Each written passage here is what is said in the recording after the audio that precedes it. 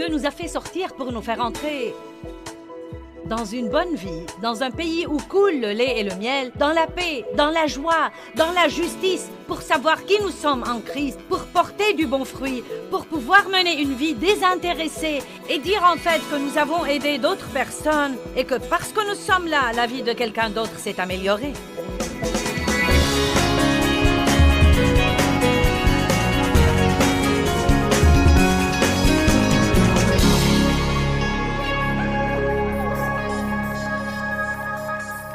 Eh bien, je vais vous enseigner sur l'obéissance ce week-end, du moins dans les quelques premières réunions.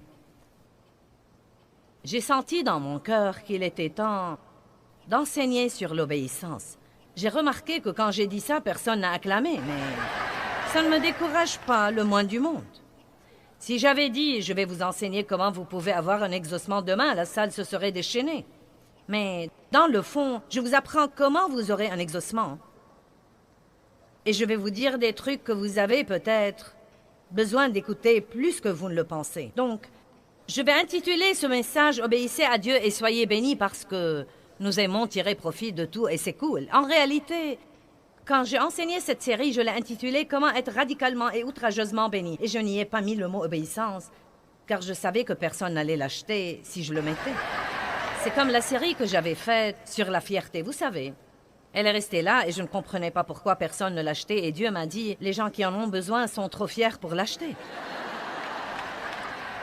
Donc, nous devons faire attention aux titres que nous mettons sur les trucs. Mais je me suis dit que puisque je suis là à Tulsa, je vais m'armer de courage et vous dire franchement que je vais enseigner sur l'obéissance. Amen?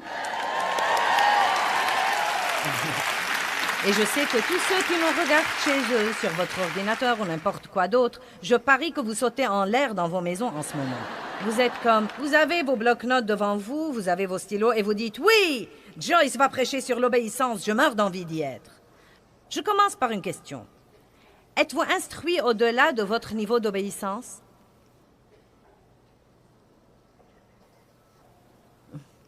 De combien d'études de Bible avez-vous besoin avant de commencer finalement à obéir? Et c'est en réalité un grand problème dans quelques secteurs du christianisme aujourd'hui. Parce que nous croyons qu'il s'agit de ce que nous savons.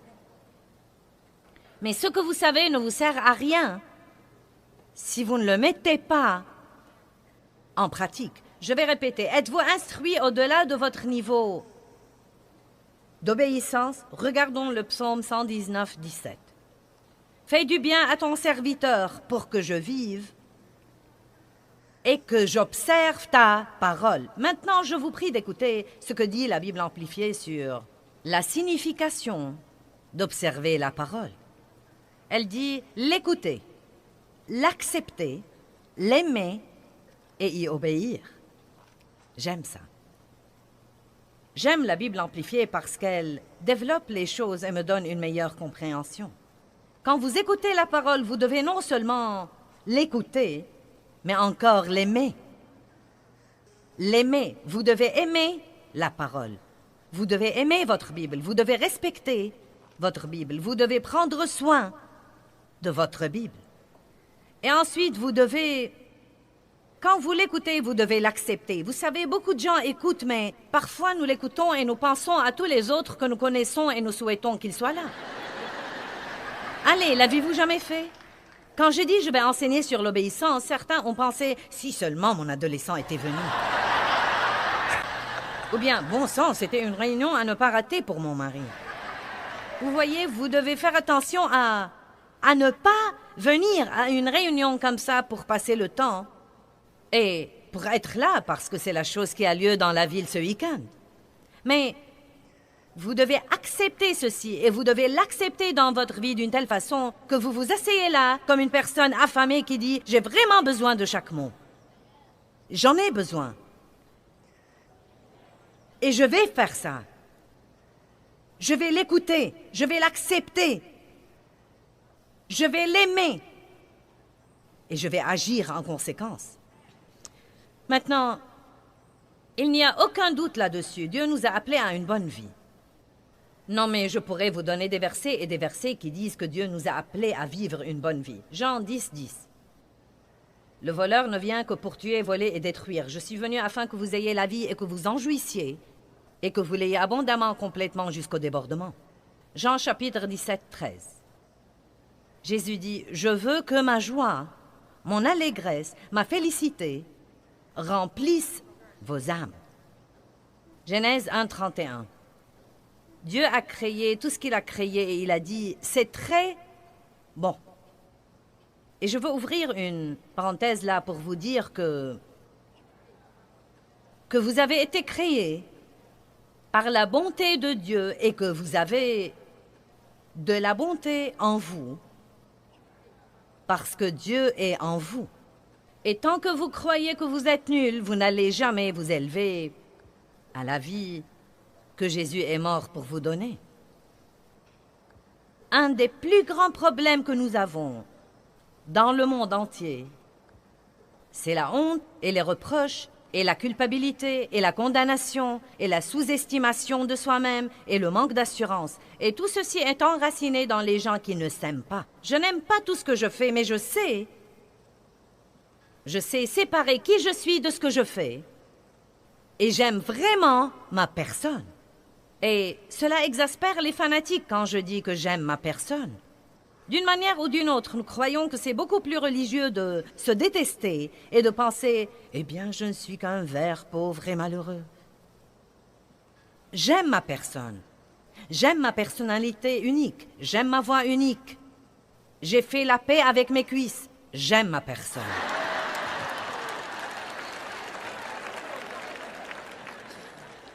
Amen.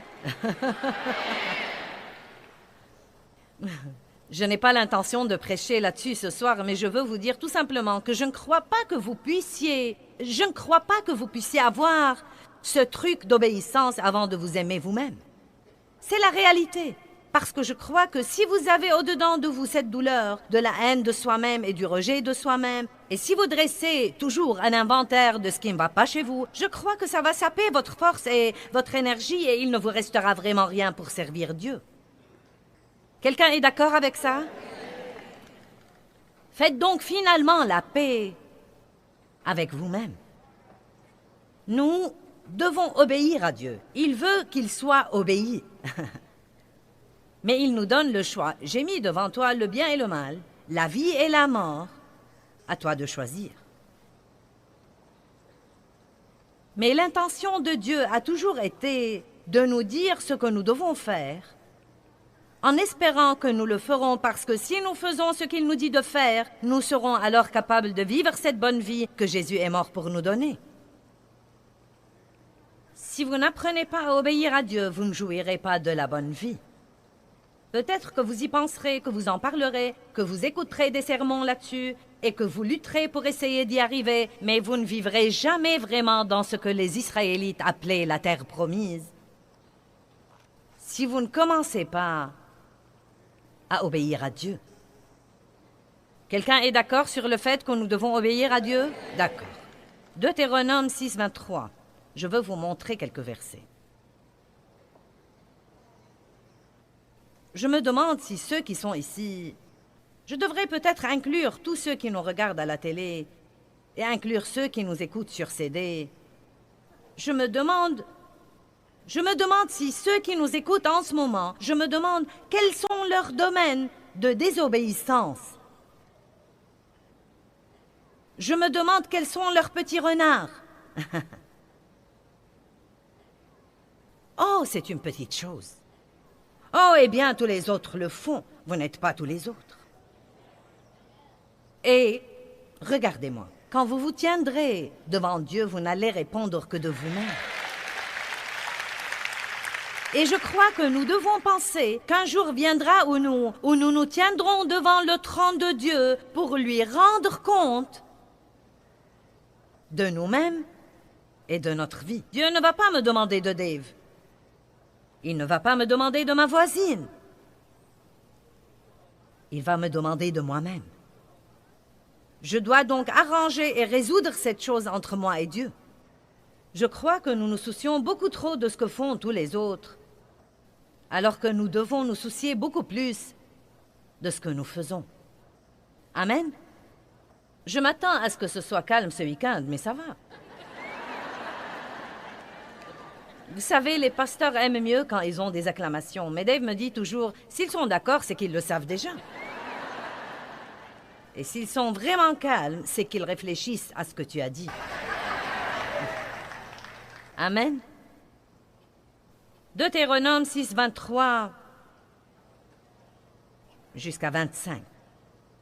Et il nous a fait sortir de là pour nous amener dans le pays qu'il avait juré à nos pères de nous donner. J'aime toute cette idée de les faire sortir pour les faire entrer. Il nous a fait sortir de l'esclavage du péché, non pas pour que nous puissions nous débrouiller dans la vie et vivre malheureux, la tête baissée tout en essayant de survivre jusqu'à ce que nous allions au ciel. Il nous a fait sortir pour nous faire entrer dans une bonne vie, dans un pays où coule le lait et le miel, dans la paix, dans la joie, dans la justice, pour savoir qui nous sommes en Christ, pour porter du bon fruit, pour pouvoir mener une vie désintéressée et dire en fait que nous avons aidé d'autres personnes et que parce que nous sommes là, la vie de quelqu'un d'autre s'est améliorée. Il vous a fait sortir pour vous faire entrer, non pas pour que vous puissiez errer dans le désert et tourner autour des mêmes montagnes toute votre vie. Les Israélites ont passé 40 ans à faire un voyage de 11 jours. Ne copions pas leurs erreurs.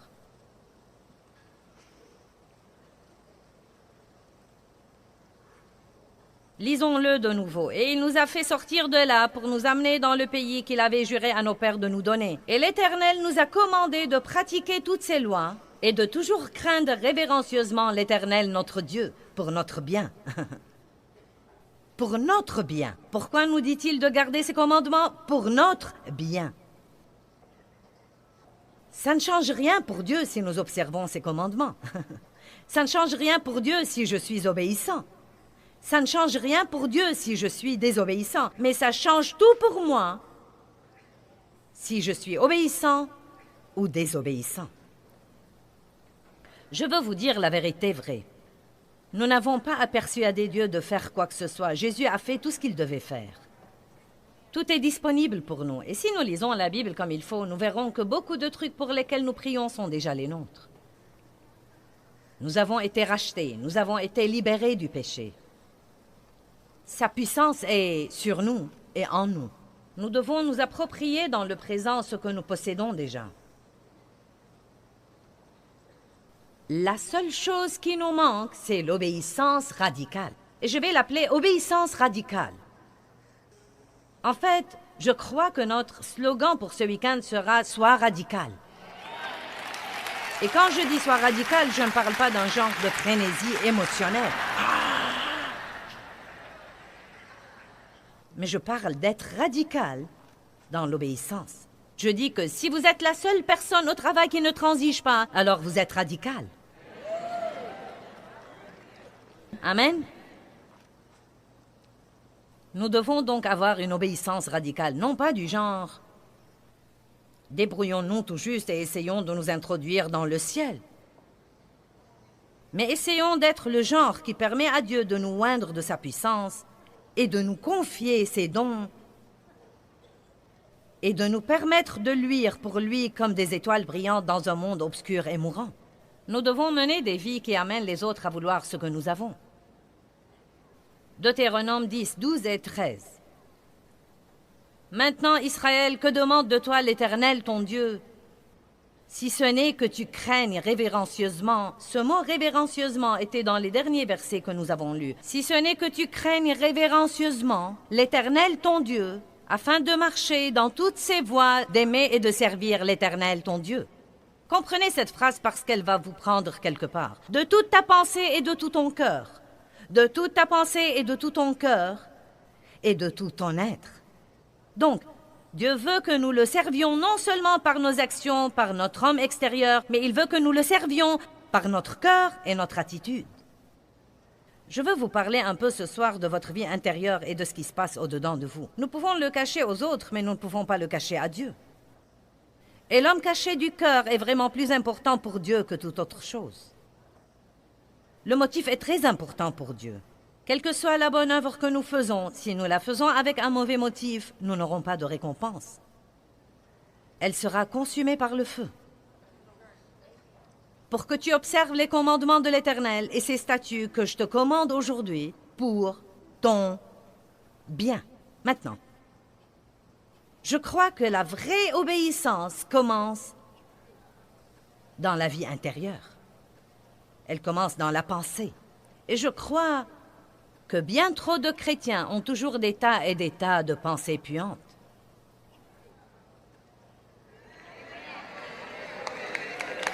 Amen. Le jugement, les critiques, la jalousie, les pensées impures, les pensées perverties, et ainsi de suite. Un homme ou une femme ne commettent pas l'adultère sans avoir d'abord de mauvaises pensées. Il est très difficile de rester fâché si vous refusez d'avoir de mauvaises pensées. Et pourtant, dans le monde entier, les chrétiens sont fâchés. Je sais que vous ne l'êtes pas, mais honnêtement, certains d'entre vous sont non seulement fâchés, mais encore sont là ce soir avec la personne avec qui ils sont fâchés.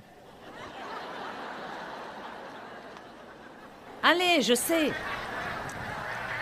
Autrefois, Dave et moi allions à l'église fâchés tout le temps. Et vous savez, nous faisions le truc d'église. Nous saluons, le Seigneur soit loué, à Dieu soit la gloire, alléluia. Merci Jésus, si heureuse d'être là. Amen, amen, amen. Et nous nous disputions en retournant chez nous. Je me demandais pourquoi les choses ne marchaient pas comme il faut. J'avais eu, comme la plupart des gens, j'avais eu plusieurs moments vraiment mémorables dans ma vie avec Dieu. La plupart de vous pourraient le dire aussi. Le jour où vous avez reçu le Christ, peut-être le jour où vous avez été rempli de l'Esprit. Un de mes moments était quand j'ai compris l'importance de chercher la face de Dieu et non pas sa main. De ne pas chercher Dieu pour ce qu'il pouvait faire pour moi, mais pour qui il est. C'était une chose qui m'a vraiment changé la vie. Je m'en suis rendu compte en un instant, mais il m'a fallu une vie pour l'étudier.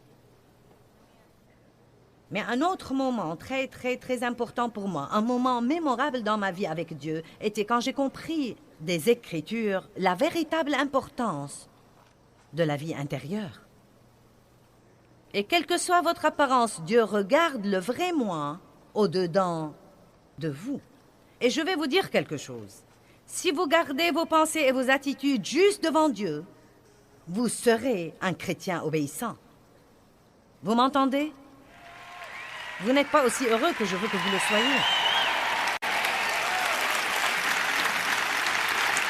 Heureux ceux qui ont le cœur pur, car ils verront Dieu. Dieu nous parlera quand nos cœurs seront purs. Nous serons divinement menés.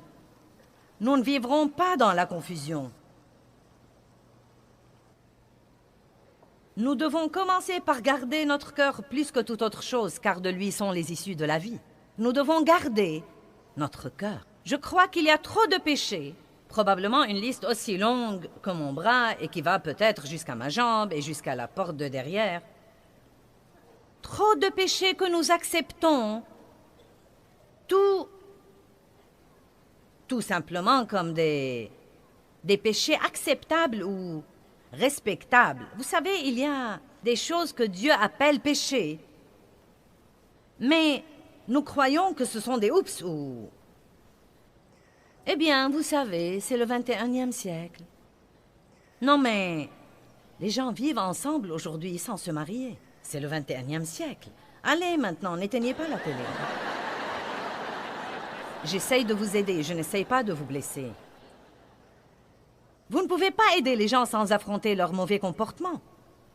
Nous ne pouvons pas avoir des leaders qui tapotent tout le monde dans le dos et leur disent qu'ils sont merveilleux tout le temps. Nous devons parfois avertir, conseiller, réprimander, donner une fessée.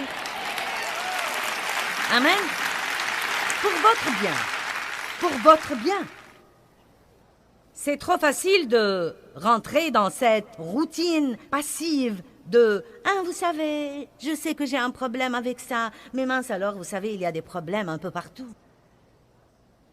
Non, nous devons être radicaux avec le péché. Nous devons être radicaux avec la tentation. Allez, dites à la personne à côté de vous, il est temps d'être radical.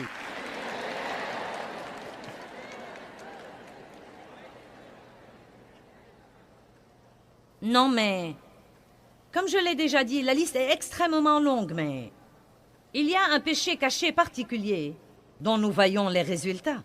À moins que nous n'y soyons exercés, nous ne discernons pas la racine de certains comportements. Mais un des péchés du type caché dans le cœur qui cause beaucoup de problèmes est en fait le péché de la fierté. Surtout pour les chrétiens, la fierté morale. La fierté spirituelle. Nous sommes fiers du petit peu de bon comportement que nous avons. Et cela nous amène à juger les autres dont le comportement n'est pas aussi bon que le nôtre. Amen. Le péché de l'autodroiture est en réalité un des péchés les plus terribles. Je sais que nous avons tous nos propres opinions sur Job et vous savez pourquoi il a eu ses furoncles et toutes ces choses différentes. Je crois que Job était un homme merveilleux, juste, mais je crois qu'il avait une pointe d'autodroiture. Et je crois que Dieu essayait de s'occuper de ceci chez lui pour qu'il puisse le bénir davantage. Plus vous vous approchez de Dieu, plus vous devez comprendre que vous n'êtes rien sans lui et que vous ne pouvez rien faire sans lui. Impossible d'être fier de notre foi. Vous savez, nous sommes des gens de foi. Eh bien, d'où croyez-vous que vous avez eu cette foi?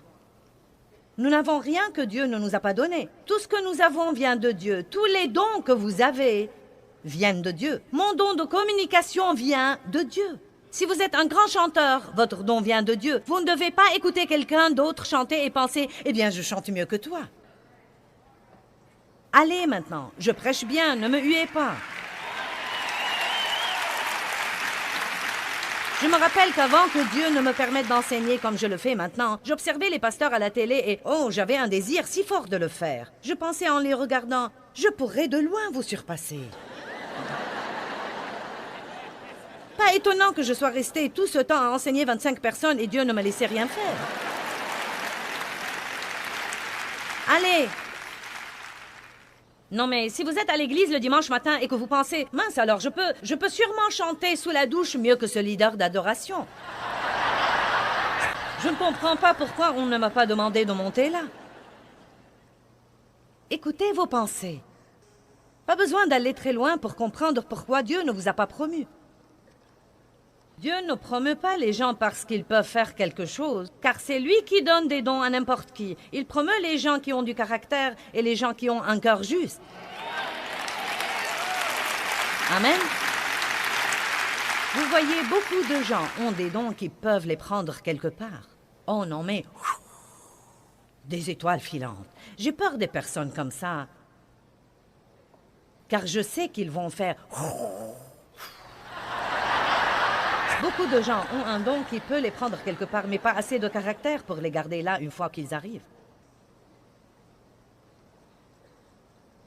Si vous croyez que l'échec est une pression, vous devez essayer le succès.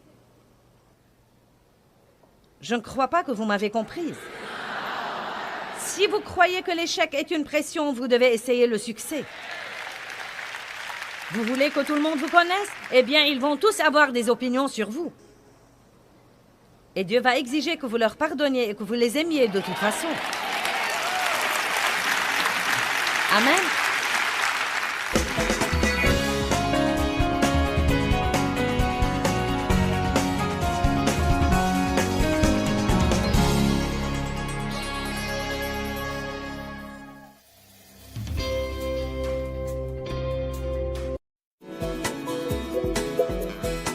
Est-ce que vous savez que les limites peuvent vous aider à mener une vie meilleure et beaucoup plus paisible?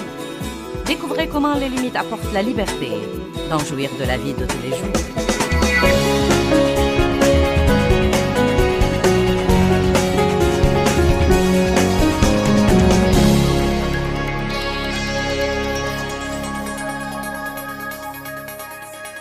Je crois qu'il y a un moyen de vivre et d'être en sécurité, mais il y a aussi des moyens de nous mettre vraiment en danger.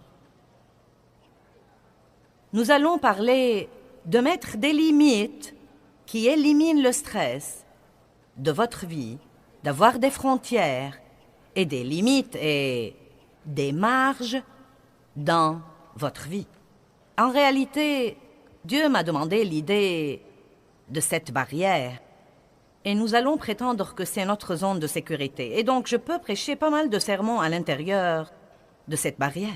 Mais cette barrière que vous voyez représente en fait la parole de Dieu. Et la parole de Dieu devient vraiment une barrière dans nos vies. Elle nous dit ce que nous pouvons faire. Et être en sécurité est ce que nous ferions mieux de ne pas faire pour ne pas nous mettre en danger. Et un des petits exemples que je vais utiliser ce week-end est que, vous savez, beaucoup de personnes sont exaspérées parce que le chien de leur voisin vient salir leur jardin et ils rouspètent toujours contre le chien et contre leur voisin. Mais la vérité est que s'ils avaient mis une bonne barrière,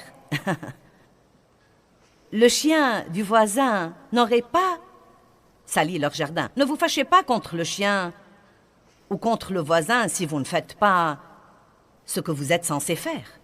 Il y a des gens qui font du mal aux autres. Et beaucoup d'entre vous, si je vous demandais combien d'entre vous ont été vraiment blessés par quelqu'un, la plupart d'entre vous vont probablement lever la main. Mais la vérité, c'est que parfois, les gens nous font du mal parce que nous ne mettons pas de limites ni de barrières.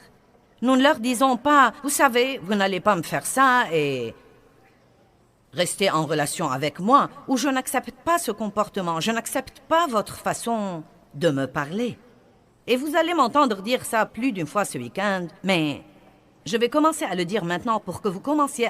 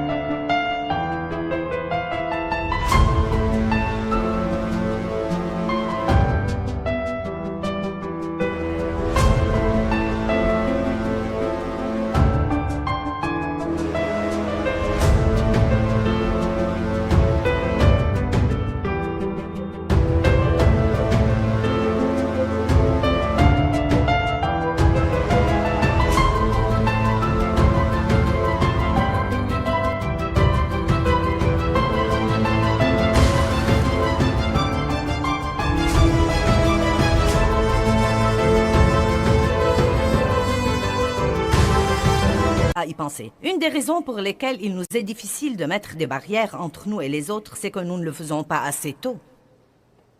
Je crois que beaucoup de fois, nous attendons trop longtemps et nous laissons les gens qui sont dans nos vies prendre beaucoup de mauvaises habitudes. Et nous leur laissons passer beaucoup de choses que nous n'approuvons pas et que nous n'aimons pas depuis le début. Mais nous essayons de les éliminer par la prière ou bien, vous savez, nous ne voulons pas blesser ces personnes ou ceci ou cela ou quelque chose d'autre. Et parfois, même en tant que chrétiens, nous nous embrouillons à propos de l'amour et nous ne savons même pas vraiment ce que nous devons dire aux autres ou combien nous devons supporter. Et donc, nous allons essayer de clarifier beaucoup de ces choses-là ce soir. Et nous avons besoin de barrières dans beaucoup de domaines. Et à vrai dire, la discipline, la maîtrise de soi et la discipline, et mettre des frontières et mettre des barrières dans nos vies sont parmi les choses importantes que nous puissions faire.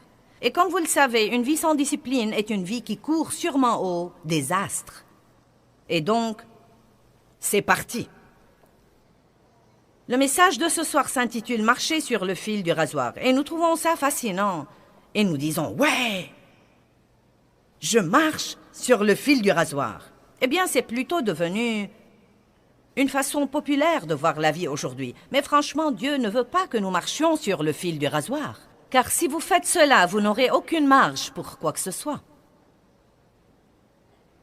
Ce que nous devons faire, c'est vivre de façon à avoir la paix et à éliminer le stress de notre vie. J'ai donc une question pour commencer. Est-ce que vous menez une vie vraiment insoutenable? Vous dites, qu'entendez-vous par là? Est-ce que vous vous surprenez à dire, eh bien, je ne peux plus faire ça? Je ne peux pas continuer comme ça? Si je dois vivre comme ça 1 an de plus, ça va probablement m'achever. Croyez-moi, je n'en peux plus, c'en est vraiment trop. Si vous dites des choses comme ça et que vous êtes sérieux, et à vrai dire, ceux qui disent ces choses sont plus nombreux que ceux qui ne les disent pas. C'est incroyable le nombre de gens qui disent qu'ils mènent une vie qu'ils ne peuvent pas supporter du tout.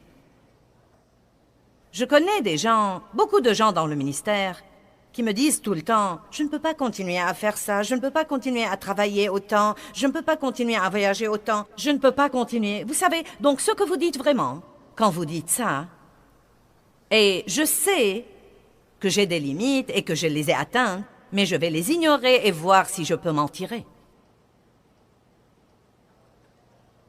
J'ai enseigné un jour un message intitulé « Les avertissements ignorés ». Et vous savez, votre corps vous donnera des avertissements. Votre corps vous le dira quand vous le poussez trop. Mais que faisons-nous? Oh, ça va. Les gens avec qui vous êtes en relation vous donnent des avertissements. Quand ils commencent à vous dire « Je sens que je ne te vois jamais. J'ai l'impression, quand on est ensemble, que tu ne m'écoutes vraiment pas. J'ai l'impression que tu n'as jamais de temps pour moi. Tu es toujours en retard chaque fois que nous sommes censés faire quelque chose. » Les gens vous donnent des avertissements. Ils vous font savoir qu'ils ne sont pas heureux. Mais combien de gens font quelque chose pour améliorer leur relation avant que ce ne soit vraiment trop tard? Amen? Si vous savez que vous menez une vie insoutenable, je veux vous suggérer de prendre la décision dans ces 3 jours à venir de ne pas remettre le changement à 1 an, ou à 2, ou 3, ou 4, ou 5 plus tard, ou jusqu'à ce que vous ayez une dépression nerveuse, ou une crise cardiaque, ou que vous perdiez tous ceux qui sont dans votre vie.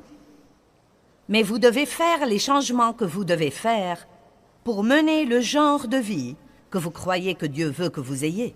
Et la vie qu'il veut que vous ayez doit être une vie paisible et vraiment puissante. Jésus a dit « Je vous laisse ma paix ».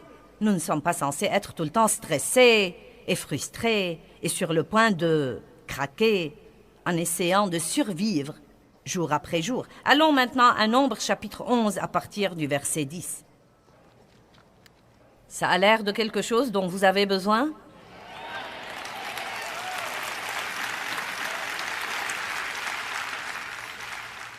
Mettre des limites qui éliminent le stress de votre vie.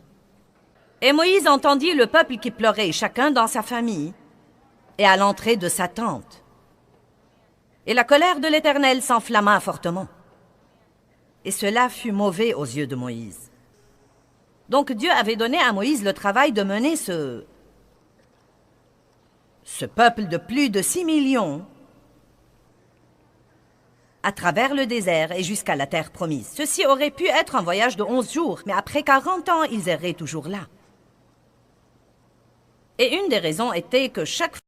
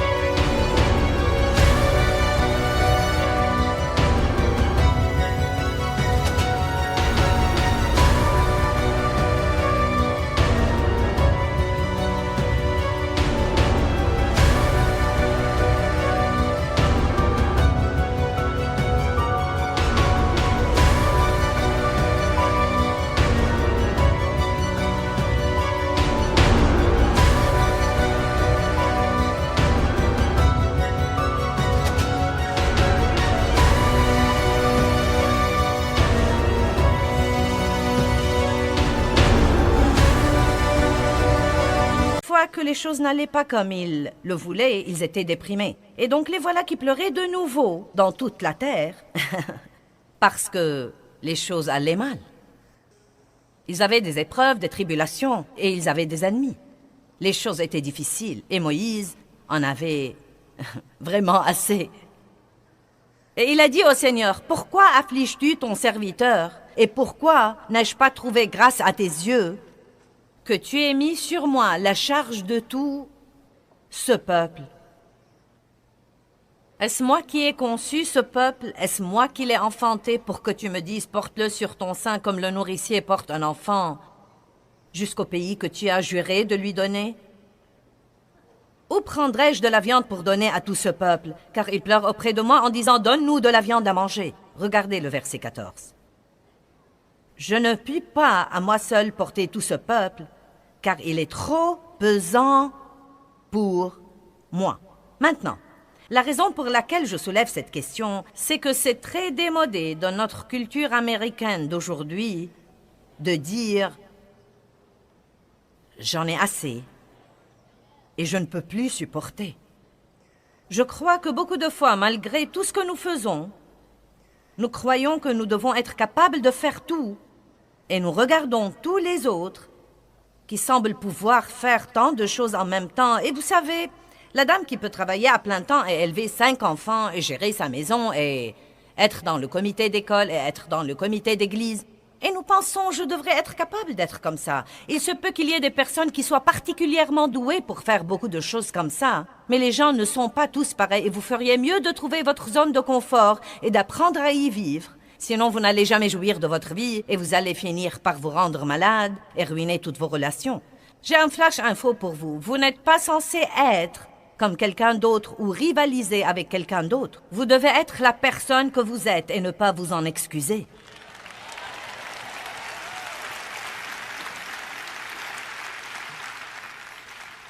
Il n'y a pas de mal à dire « j'ai atteint ma limite ». Vous savez, nous disons tout le temps, nous citons Philippiens 4, « Je puis tout par le Christ qui me fortifie ». Et je vais être franche avec vous, je crois que cela a été prêché hors contexte. La vérité est que je peux faire toutes les choses que Dieu me donne à faire par le Christ qui me fortifie. Et Paul parle en réalité des épreuves et des tribulations, des moments où tout va très bien et des moments où tout ne va pas très bien. Et il dit, je puis tout par le Christ qui me fortifie. Car la Bible nous promet que, quel que soit ce qui vient contre nous, Dieu va nous donner la capacité de le supporter et il va nous montrer le moyen d'en sortir. Mais nous utilisons ce verset pour dire que nous pouvons avoir 3 emplois et faire ceci et faire cela et faire ceci et cela et quelque chose d'autre sans jamais nous reposer et sans jamais dormir et en maltraitant notre corps. Je puis tout par le Christ qui me fortifie. Et vous savez, chaque fois que vous prenez la parole de Dieu hors contexte, ça va créer des problèmes dans votre vie. Maintenant, je ne suis pas une personne qui abandonne. Je fais des séminaires au sujet de ne jamais abandonner et je crois qu'une des raisons pour lesquelles je suis toujours là aujourd'hui, c'est que j'avais cette détermination obstinée de ne pas abandonner. Mais je dois cependant vous dire que vous ne pouvez pas aller au-delà de ce que Dieu vous a appelé à faire. Et vous ne pouvez pas aller au-delà de la grâce de Dieu sur votre vie. Et si ce que vous faites est la volonté de Dieu, il devrait y avoir la grâce, c'est-à-dire sa puissance, qui vous permet toujours de le faire facilement et en ayant toujours la joie. Nous ne sommes pas censés lutter avec tout ce que nous faisons. Et tout n'est pas censé être dur et nous ne sommes pas censés toujours nous pousser. Il y a un temps pour se pousser et il y a un temps, vous savez, pour s'avancer. Mais tant de gens vivent comme ça parce qu'ils essayent de se maintenir au niveau d'une certaine idée que nous avons aujourd'hui dans notre société ainsi que dans notre culture et qui tue en réalité la plupart des gens. Amen? Vous êtes tous comme...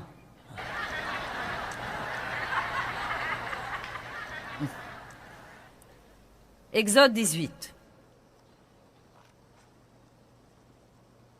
Écoutez-moi bien. Y a-t-il quelqu'un que vous connaissez et que vous aimez et respectez, qui est un bon ami à vous, qui vous dit que vous devez faire des changements radicaux dans votre vie? Non, mais est-ce que quelqu'un vous a dit que vous feriez mieux de commencer à mieux vous occuper de vous-même?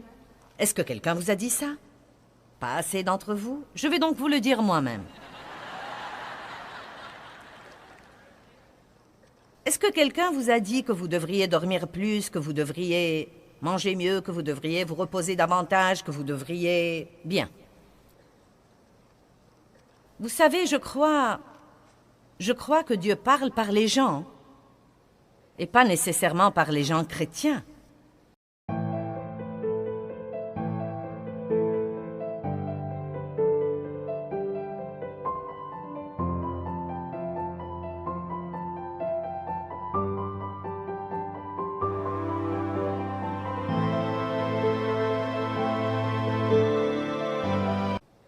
Il a parlé, par exemple, à un prophète par un âne.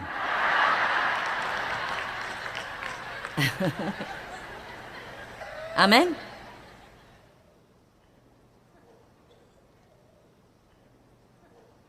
Et Dieu a parlé à Moïse par son beau-père. Vous voyez, Moïse était un de ces gens-là, je crois. Les gens du type leader fort qui veulent faire le tout, qui prennent leurs responsabilités très au sérieux. Je suis comme ça. Si vous me donnez la responsabilité de faire quelque chose... Non, mais si c'est humainement possible de le faire comme il faut, j'essaye de le faire. Je suis une fanat de faire mon devoir et de faire ce que je promets de faire. Et ce sont de bonnes qualités et de bons traits de caractère. Mais je peux aussi vous dire que... Quand j'ai commencé ce ministère par le leadership de Dieu en 1976, j'ai donné des études de Bible à la maison pendant 5 ans et j'ai travaillé dans le ministère de quelqu'un d'autre pendant 5 ans. Et ensuite, pendant les 22 dernières années, nous avons voyagé et nous sommes passés à la télé. Et vous savez, non mais, croyez-moi, c'est agréable de dire, eh bien vous savez, nous sommes à la télé dans le monde entier. Il suffit d'un bip pour le dire comme ça, psst, vous savez. Mais, Seigneur, aie pitié, non mais, ce qu'il a fallu pour le faire... Non mais l'effort et le travail et la foi et le jugement et les critiques et les malentendus, vous savez, toutes ces choses différentes. Et vous savez, j'ai dû bien apprendre à laisser Dieu être Dieu et à ne pas essayer de faire que les choses se produisent en dehors de leur timing. Et toutes les choses que vous traversez vous aussi. Mais je vais vous dire quelque chose dont je ne suis pas fière, mais c'est absolument vrai. Je suis dans le ministère depuis 32 ans et probablement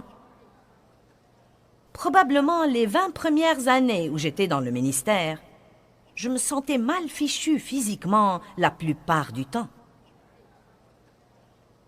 Et je courais chez les médecins, et j'essayais ceci et cela, et je prenais toutes les pilules et les vitamines et tous les trucs naturels qui me tombaient sous la main. Et les médecins me disaient parfois, « Eh bien, tu sais, c'est juste... » le stress. Un médecin, j'étais chez lui durant 5 minutes et il m'a dit « Tu es une personne plutôt intense, n'est-ce pas ?»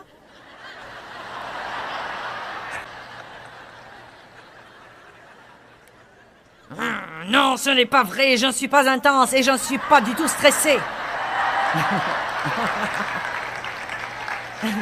Et je ne comprenais pas. Non, mais je ne comprenais vraiment pas. Tout d'abord, j'ai grandi dans une maison abusive et donc j'avais beaucoup d'insécurité.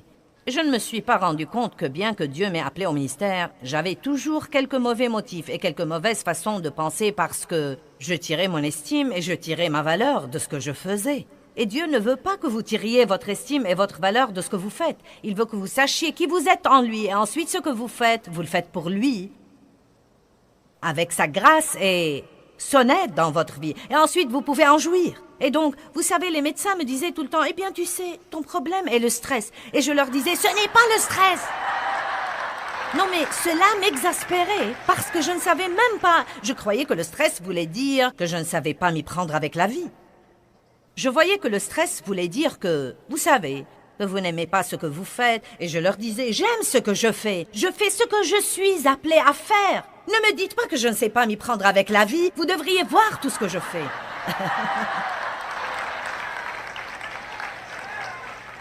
Mais après 20 ans de croire qu'ils étaient tous fous, ce qu'il y a d'intéressant, c'est que personne d'autre ne savait ce que je ressentais. J'ai juste continué à me pousser et à m'avancer. Non, mais je voyageais et je faisais des réunions et... Non, mais vous savez, nous faisons environ 13 conférences par an ici aux États-Unis et nous allons à l'étranger 3 fois par an. Et je fais des séminaires et d'autres choses comme ça et beaucoup de télé. Mais il y a eu un temps où je faisais 36 conférences par an, c'est-à-dire que je faisais 3 conférences tous les mois. Maintenant, vous savez quoi? C'était idiot. Non, mais la seule chose que je peux dire, c'est que c'était vraiment idiot. Et ensuite, entre ces choses-là, je faisais des séminaires. Vous savez, j'y repense et je me dis... Si ce n'était la miséricorde de Dieu, je serais morte. Vous savez, mon cœur était juste. Mais bien que votre cœur soit juste, vous ne pouvez pas violer les lois spirituelles de Dieu et ses lois de santé et ses lois de repos et ne pas payer le prix. Épaphrodite était un homme qui voyageait avec Paul et il est tombé malade pour avoir travaillé dur dans le ministère. Et donc, ce n'est pas parce que vous êtes pasteur ou enseignant de la Bible ou quoi que ce soit. Vous devez donc toujours vivre selon les directives de la parole de Dieu si vous voulez vivre en sécurité. Et je crois personnellement que nous n'avons pas idée dans ce pays à quel point notre vie est déséquilibrée. Croyez-moi, quand vous allez dans d'autres pays du monde, les gens vivent à un rythme beaucoup plus lent et, vous savez, ils prennent de petits sommes, ils font la sieste l'après-midi. Vous savez, ils ne travaillent pas.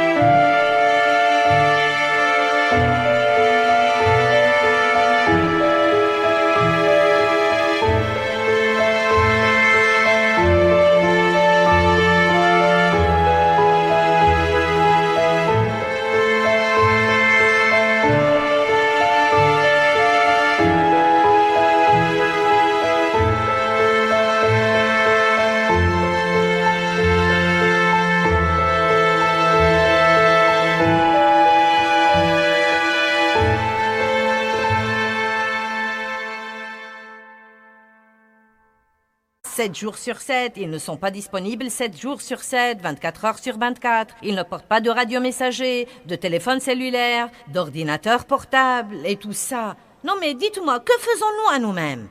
Que faisons-nous à nous-mêmes? Non mais aujourd'hui, si quelqu'un ne peut pas vous trouver pour 5 minutes, il agit comme si c'était la fin du monde. Eh bien, où est-ce que tu étais? Je t'ai appelé 2 fois et tu n'as pas répondu à ton téléphone.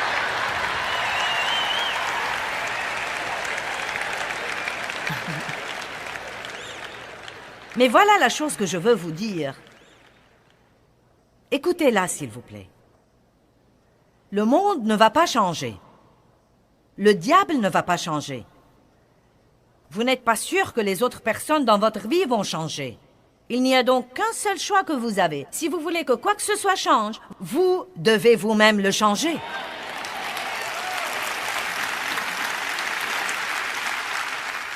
Et je veux aussi vous dire très franchement que quand vous le changerez, beaucoup de gens n'aimeront pas ça.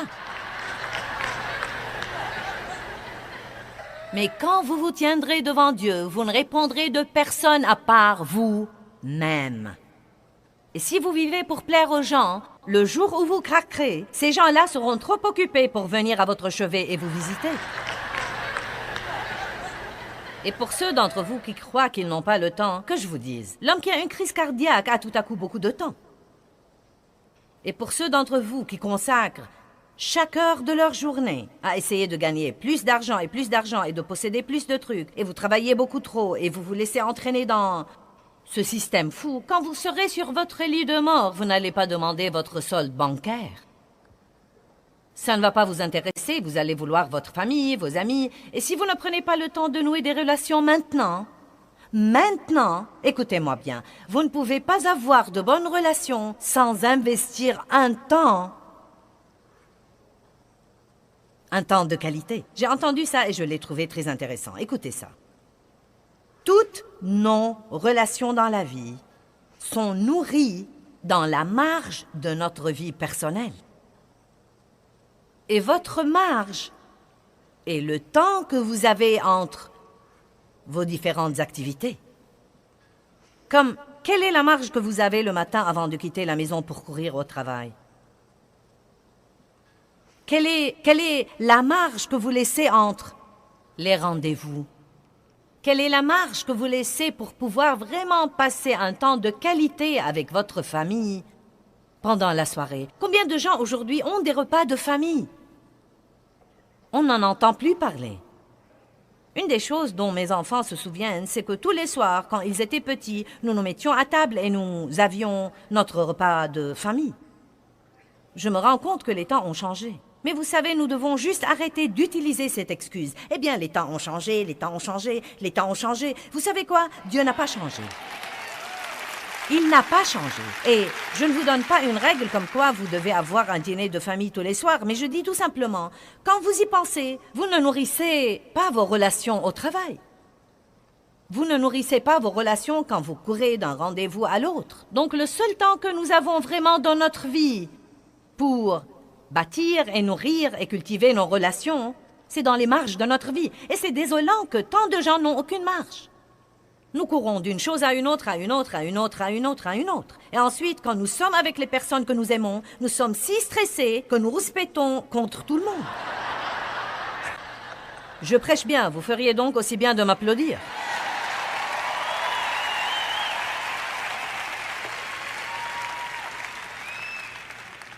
Donc, j'ai pris la décision il y a plusieurs années. Il y a 12 ans, car j'étais malade pour 20 ans et j'enseigne depuis 32 ans. Eh bien, j'ai pris la décision de jouir vraiment de ma vie. Cela me tenait tellement à cœur que j'ai changé le nom du ministère. Car Jésus a dit, « Je suis venu afin que vous ayez la vie et que vous en jouissiez et que vous l'ayez abondamment, complètement jusqu'au débordement. Et puisque Jésus est mort pour moi, pour que j'aie la vie et pour que je jouisse de ma vie, je ne vais plus laisser le diable me la voler. »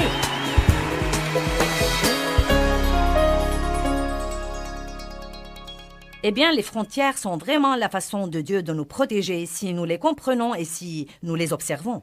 Et je veux vous enseigner tout ce que je peux vous enseigner sur les frontières et sur la vie dans ce que j'appelle la zone de sécurité de la vie.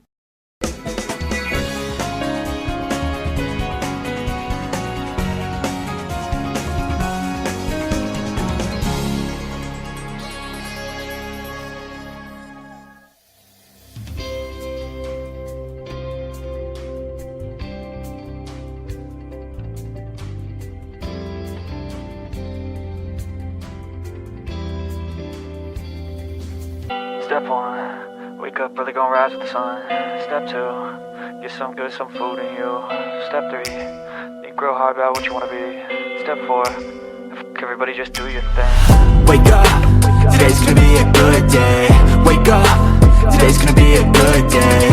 Wake up, today's gonna be a good day. Wake up, today's gonna be a good day. Wake up, today's gonna be a good day. Wake up. Today's gonna be a good day. Wake up. Today's gonna be a good day. Wake up. Today's gonna be a good day. Yo, set your affirmations, aspirations. I got shit to do, the aftermath of preparation. Good food, good mood, blood in circulation. One step at a time, yeah, that's how you make it.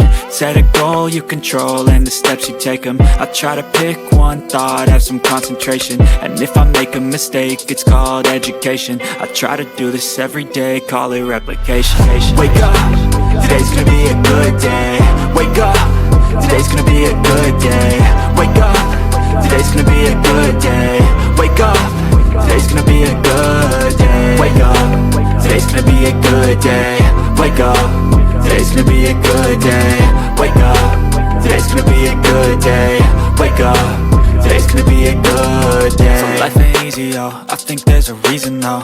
Ups and downs, just like every different season, yo. Sometimes I'm high, other times I'm barely breathing, though. I always gotta fight and hide from the demons, yo. Negative thoughts are poison, they rot. Head full of flies, so here come the clouds. They'll never stop unless I can swap all the bad for the good in my head when I'm lost. Yeah, so I'ma fake it till I make it. Positive thoughts are overtaken, I got patience. One day at a time is how you operate a cadence. A flow, you grow, you show yourself a foundation. Stay away from all the shit that causes temptation. I know that I like to do it cause it's sensation. I live my life in my head like a narration. Don't expect greatness, do my best, man, I'll take it. Wake up, today's gonna be a good day. Wake up, today's gonna be a good day. Wake up, today's gonna be a good day. Wake up, today's gonna be a good day. Wake up, today's gonna be a good day. Wake up, today's gonna be a good day. Wake up, today's gonna be a good day.